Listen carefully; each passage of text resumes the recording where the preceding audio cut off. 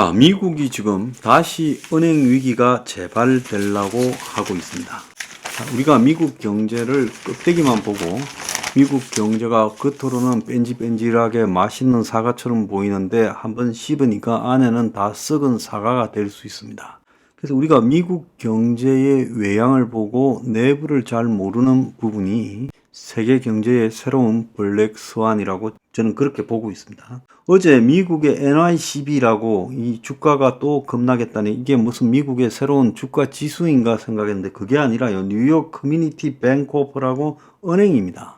그래서 미국의 대표적인 부동산 대출 은행 중에 하나가 지금 주가가 급락하면서 미국 금융권 전체에 번지는 위기가 지금 시작됐어요.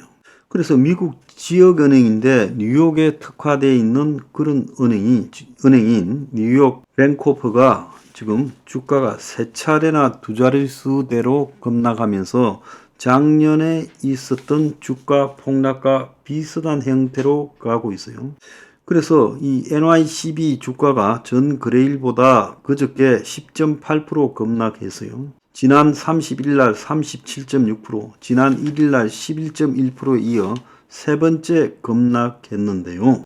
왜 그러면 NICB가 이게 문제가 됐느냐? 상업용 부동산 투자 용도로 빌려준 대출이 부실화되면서 지금 지난해만 2억 6천만 달러 손실이 발생하면서 예상의 10배가 넘는 대송충당금 5억 5천만 달러를 쌓는다고 허리띠를 졸라매고 지금 난리가 났어요. 그런데 이 은행이 어떤 은행이냐? 지난번 은행 위기 때 망한 시그너처 뱅크를 이 NYCB가 인수를 했어요.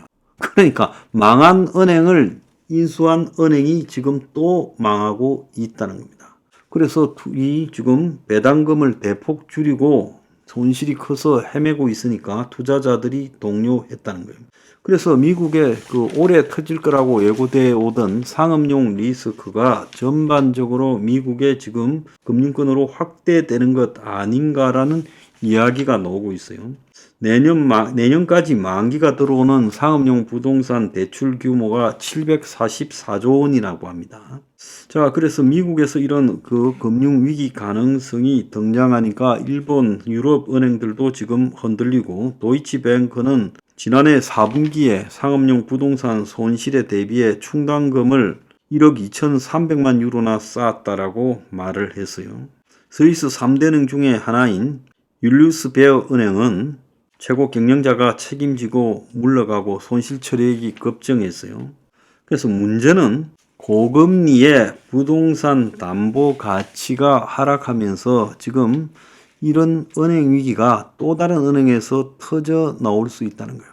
자, 미국 연준의 금리 인상이 시작된 재작년 1월달 이후에 작년까지 2년 동안 부동산 가치가 22% 하락했다는 거예요.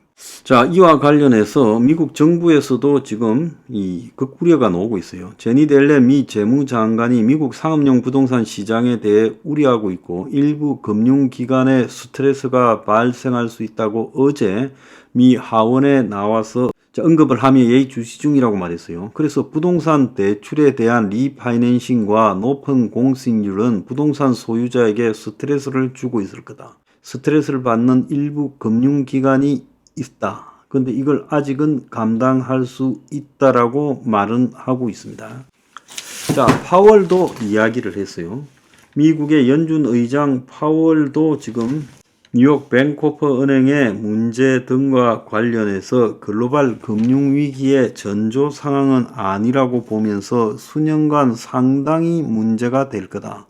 자, 중소 지역은행의 상황을 우려하고 있고 이들 중에 일부가 상업용 부동산 대출 위험에 노출되어 있다.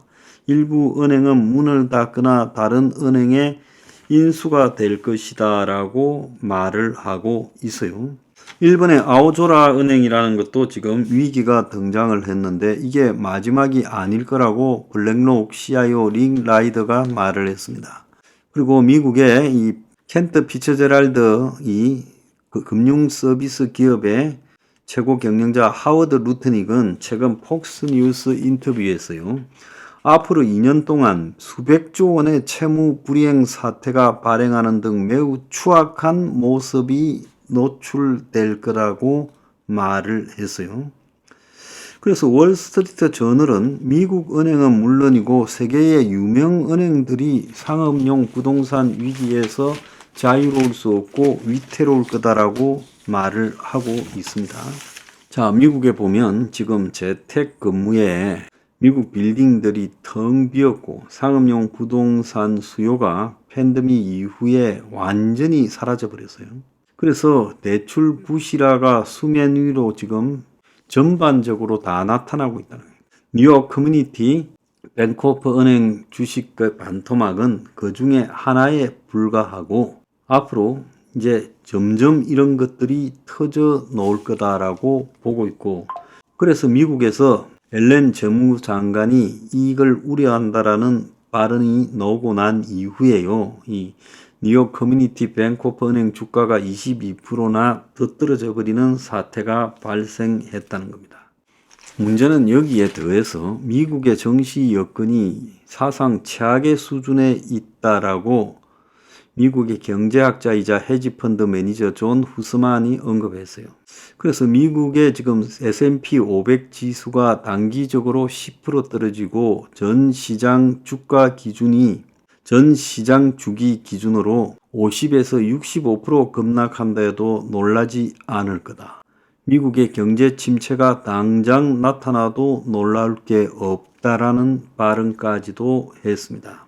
지금 미국이 9%대의 인플레에서 3%로 떨어졌는데도 지금 옐런이 3%대로 떨어졌는데도 지금 파월이 금리를 못 내릴 정도로 미국의 이 경제 상황이 도대체 이게 어떻게 돌아가는 거냐 판단 상실을 하고 있다는 거예요.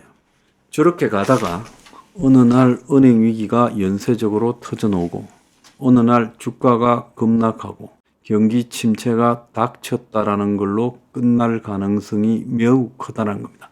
현재 미국의 정부가 발표하는 이 각종 수치나 지표로는요, 그런 통계들이 지금 미국에서 발생하는 일들을 잡아내지 못하고 있다는 겁니다.